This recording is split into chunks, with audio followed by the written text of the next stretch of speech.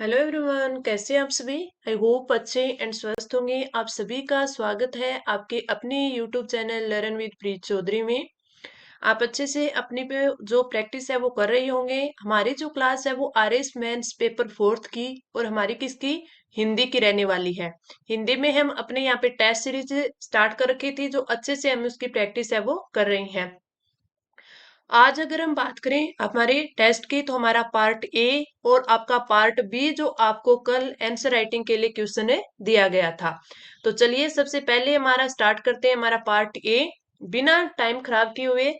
तो हमारा जो क्वेश्चन सबसे पहले है वो कौन सा है, संधि का है। आपको एज इट इज जो आप एग्जाम में करते हो उतना जितना आपको दिया हुआ है उतना ही करना है। बार बार आपको रिपीट करने का यही मैन है कि आप उस चीज को माइंड में रखें और अपने टाइम है वो अच्छे से कंज्यूम करके पूरा पेपर है वो अटेम्प्ट करें।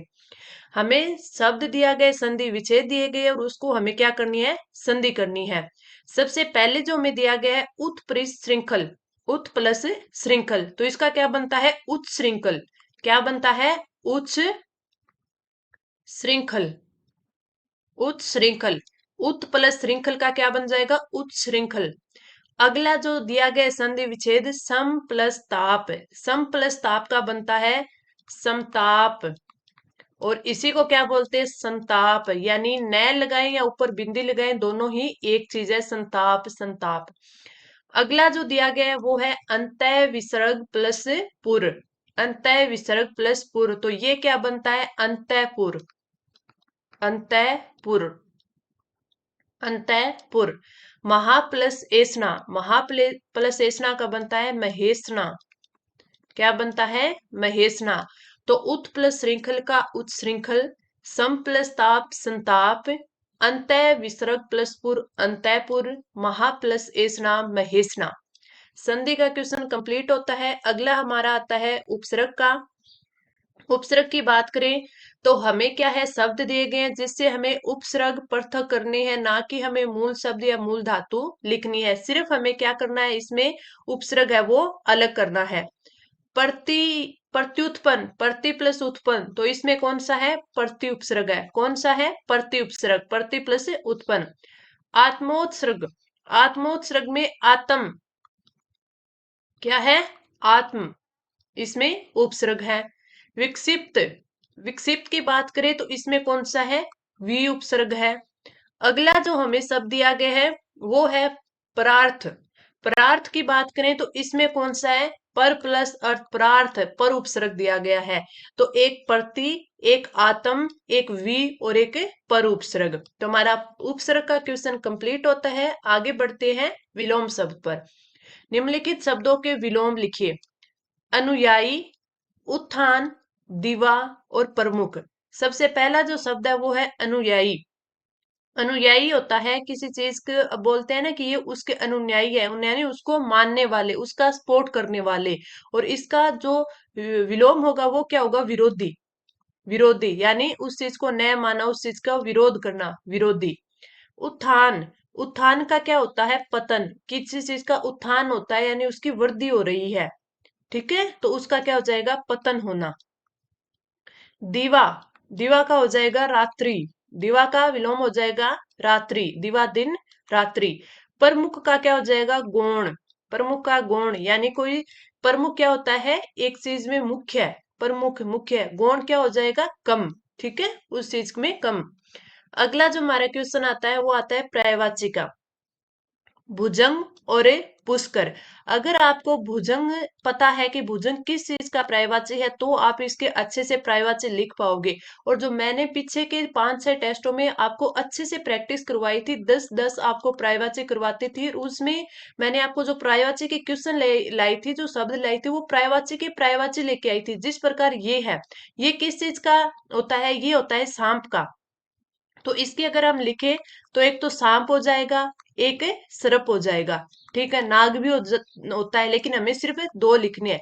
तो अब हमें पता है कि सांप का पर्यायवाची भुजंग है, तो उन्होंने भुजंग लिख दिया तो भी हम अच्छे से उसको अटेम्प्ट कर पाएंगे। तो इसीलिए है कि आप पर्यायवाची का पर्यायवाची भी याद रखें, क्योंकि आजकल क्या होता है कि सिर्फ ऐसे नहीं पूछते सांप के पर्यायवाची, भुजंग के पर्यायवाची, ठीक है। अगला जो हमें दिया गया पुष्कर, अगला क्या दिया गया, पुष्कर। पुष्कर यानी तालाब। अब सीधा सा बोल देता कि तालाब के पर्यायवाची लिखिए, तो काफी सारे स्टूडेंट है बिना कंफ्यूज हुए लिख देते तालाब, और दूसरा क्या हो जाएगा, तड़ाग। ये भी मैंने आपको करवाया हुआ है अच्छे से। तभी मैं बोलती हूँ कि जो यहाँ पे इस टेस्ट में ये आपकी जो क्लासेस है वो ज्यादा बड़ी नहीं होती। जिस दिन तो आपका टेस्ट एज इट इज करना होता है उस दिन तो और भी छोटी होती है। जिस दिन हम प्रैक्टिस करते हैं तो थोड़ी सी बड़ी होती है। तो क्लास में ही इस चीज को याद कर लो, तो आपको बाद में टाइम खराब भी नहीं करना पड़ता और अच्छे से उस चीज को आप प्रैक्टिस भी कर पाते हो। अगला जो हमें क्वेश्चन दिया गया है, वो दिया गया है शब्द युगम का अर्थ भेद हमें स्पष्ट करनी है। इति, इति। इसमें अगर हम बात करें अर्थ भेद की, तो जो आपका इसके अंदर दोनों सेम लग रहे हैं ना, ये फर्क होगा। ये इति, इसमें ई छोटी है, इसमें बड़ी होगी। छोटी इति का मतलब होता है समाप्ति। क्या होता है, समाप्ति या फिर बाधा। समाप्ति या बाधा। और इति का क्या होता है, देवी प्रकोप। इस इति का जो बड़ी ई दी हुई है, इसमें इति का अर्थ होता है देवी प्रकोप। देवी प्रकोप। अगला दिया गया उत्पात और उत्पाद। उत्पात। उत्पात की बात करें तो इसका अर्थ होता है उपद्रव। वो बोलते हैं ना कि उसने उत्पात मचा रखा है। जैसे बंदर वगैरह होते हैं घरों में आ जाते हैं तो बोल देते हैं ना उन बंदरों ने तो उत्पात मचा रखा है। तो इसका मतलब क्या होता है, उपद्रव। उपद्रव। और जो उत्पाद होता है वो होता है कि वस्तु, कोई चीज को अपन बोल देते हैं ना कि वहां तो ये उत्पादन हो रहा है, तो वस्तु का उत्पादन या उत्पन्न वस्तु बोल सकते हैं। क्या बोल सकते हैं, उत्पन्न वस्तु। उत्पन्न वस्तु वो होता है उत्पाद। अगला है इन वाक्यांशों के लिए सार्थक शब्द लिखिए। हमें वाक्यांश के लिए एक शब्द लिखना है। तो हम देखें, जो सबसे पहला हमें दिया गया है, जो अपना उद्देश्य सिद्ध होने पर संतुष्ट हो। जो अपना जो अपना उद्देश्य सिद्ध होने पर संतुष्ट हो, उसे क्या बोलते हैं, उसे बोले कृतार्थ। उसे क्या बोलते हैं, कृतार्थ। कृतार्थ। ऊपरी दिखावे के रूप में होने वाला कार्य ये होता है औपचारिक। बोलते हैं ना कि उसने तो औपचारिकता ही पूरी की है। तो किसी चीज की औपचारिकता पूरी करना यानी उसका दिखावे के रूप में उस कार्य को पूरा करना। तो ऊपरी दिखावे के रूप में होने वाला कार्य क्या होता है, औपचारिक कार्य होता है। निम्नलिखित वाक्यों के शुद्ध रूप लिखिए। हमें क्या दिया गया, वाक्य शुद्धि का क्वेश्चन आया है। तो गणित विषय अत्यंत कठोर है। गणित विषय अत्यंत कठोर है नहीं, गणित विषय अत्यंत कठिन है। कठोर नहीं होता, क्या होता है, कठिन होता है। तो अपन लिखेंगे गणित विषय अत्यंत अत्यंत कठिन है। क्या लिखेंगे, अत्यंत कठिन है, ना कि कठोर है। कठिन है, तो ये आपका बिल्कुल राइट वाक्य हो जाएगा। रमेश की स्त्री भी साथ आई है। रमेश की स्त्री भी साथ आई है नहीं लिखते, रमेश की पत्नी भी साथ आई है। तो अपन लिखेंगे रमेश की पत्नी भी साथ आई है। भी साथ आई है। आई है, तो ये आपका बिल्कुल सही वाक्य हो जाएगा। तो गणित विषय अत्यंत कठिन है और रमेश की पत्नी भी साथ आई है। अब हम आगे बढ़ते हैं और आगे आता है हमारा पार्ट बी। और पार्ट बी में कल जो आपको आंसर राइटिंग के लिए दिया गया था कि आपको भाव विस्तार करना है, तो उस पर हम अच्छे से प्रैक्टिस करेंगे। निम्नलिखित कथन का भाव विस्तार कीजिए। आपको कथन दिया गया था कि कर्म के प्रहरी को भाग्य नहीं सजदा। यानी क्रम के प्रहरी को भाग्य नहीं सजदा, यानी जो काम परिश्रम करता है, ठीक है, तो उसके बारे में दिया गया है कि परिश्रम कितना आवश्यक है। परिश्रम ही बल, बुद्धि, वैभव और विद्या का अथाह सागर तैयार करता है। परिश्रम ने आज मानव को उसके जंगलीपन से निकालकर देवताओं के समान शक्ति प्रदान की है। परिश्रम मुख्य रूप से दो प्रकार का होता है, शारीरिक और मानसिक। अपनी आवश्यकताओं की पूर्ति के लिए सभी प्राणियों को शारीरिक और मानसिक प्रयत्न करने पड़ते हैं। ये प्रयत्न ही परिश्रम होते हैं। परिश्रम के बिना कोई भी कार्य सफल नहीं हो सकता। बात बिल्कुल सही कही है। अगर आप तैयारी कर रहे हो तो आपको जरूर सफलता मिलेगी, आपको जरूर है वो जॉब मिलेगी। लेकिन जो बच्चा तैयारी ही नहीं करता है तो वो उसको किस प्रकार से जॉब मिल सकती है। इसलिए बोला गया है कि अगर हमें कुछ भी कर्म करेंगे तो उसका फल जरूर मिलेगा, और जो कर्म करेंगे तो कर्म से ही, परिश्रम से ही, काम करने से ही है क्या होगा कि हम उस चीज में सफल होंगे, उस चीज में सफल होंगे। ठीक है, तो इसलिए बोला गया कि कर्म के प्रहरी होते हैं उसको भाग्य नहीं सजदा, यानी जो काम करते हैं वो कभी भी भाग्य पर नहीं रहते कि हाँ भाग्य से ये सब मिल जाएगा। यहाँ पे आप लाइनें लिख सकती हो। संस्कृत में कहा गया है, उद्यमेन ही सिद्ध्यन्ति कार्याणि न मनोरथे, न ही, अगला देखें, न ही सुप्तस्य सिंहस्य प्रविशन्ति मुखे मृगा। आगे अगर हम बात करें कि परिश्रम से ही सफलता के नए मार्ग खुलते हैं। जो व्यक्ति जितना अधिक परिश्रम करता है वह उतनी ही अधिक सफलता की सीढ़ियां चढ़ता है। अब मान लीजिए आपने प्री पास किया, तभी अब आप है मेंस लिखोगे। ठीक है, अगर आप प्री नहीं पास करते तो मेंस कहाँ से लिखते, मेंस पास करोगे तब आप इंटरव्यू दोगे। तो यही है ना कि आप परिश्रम किया तब आपके मार्ग आगे से आगे खुलते गए। ठीक है, यानी आपका प्री पास हुआ, फिर मेंस पास होगा, फिर इंटरव्यू पास होगा, फिर आप ट्रेनिंग के लिए जाओगे। ठीक है, ये चीजें हैं। तो इसके विपरीत असफलता के गर्त में गिरने वाले परिश्रम से कतराते हैं और असफल होने पर भाग्य को दोष देते हैं। वो बोलते हैं कि हमारा तो भाग्य या किस्मत ही खराब है, भाग्य से ही सब कुछ मिलता है, ऐसा कायर पुरुष सोचते हैं। ठीक है, परिश्रम किसी भी प्रकार के कठिन और असंभव कार्य को सरल व संभव कर देता है। अब यहाँ पे बोला है कवि के शब्दों में। ठीक है, किसी कवि के द्वारा कही गई लाइनें यहाँ पे और ऐड कर सकते हैं। करत करत अभ्यास के जड़मति होत सुजान, रसरी आवत जावत है सिल पर पतने परत निशान। दोनों चीजें आपने संस्कृत वाले जो आपने लाइनें लिखी, यहाँ पे कवि के द्वारा लिखी गई लाइनें लिखी, इन दोनों का काफी अच्छा इफेक्ट पड़ता है। आगे अगर हम देखें, परिश्रम से जो सफलता मिलती है उसमें प्रेममय पवित्रता की सुगंध आती है। इससे सब जगह कल्याण और विकास का वातावरण फैलता है। अंत में हमें किसी भी प्रकार की सफलता प्राप्त करने के लिए परिश्रम करना चाहिए, भाग्य के भरोसे नहीं बैठना चाहिए, क्योंकि कर्म के प्रहरी को भाग्य नहीं सजदा।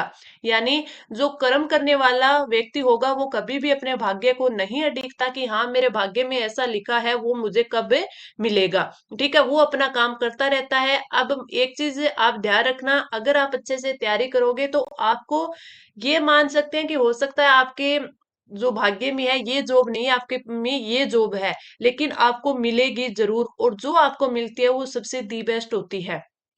जरूरी नहीं है कि आप एसएससी की तैयारी कर रहे थे और आप आरएस लग गए, आप आरएस की तैयारी कर रहे थे, एसएससी में कोई भी पोस्ट आप पे लग गई, तो जो आपके भाग्य में होता है वो उस हिसाब से बोल सकते हैं कि आपके लिए वो पोस्ट अच्छी थी तो वो आपको मिली, लेकिन वो मिली प्रैक्टिस करने के लिए थी, प्रैक्टिस करी आपने तभी वो मिली, वरना कुछ नहीं मिलता, ना आरएस मिलता ना एसएससी मिलती।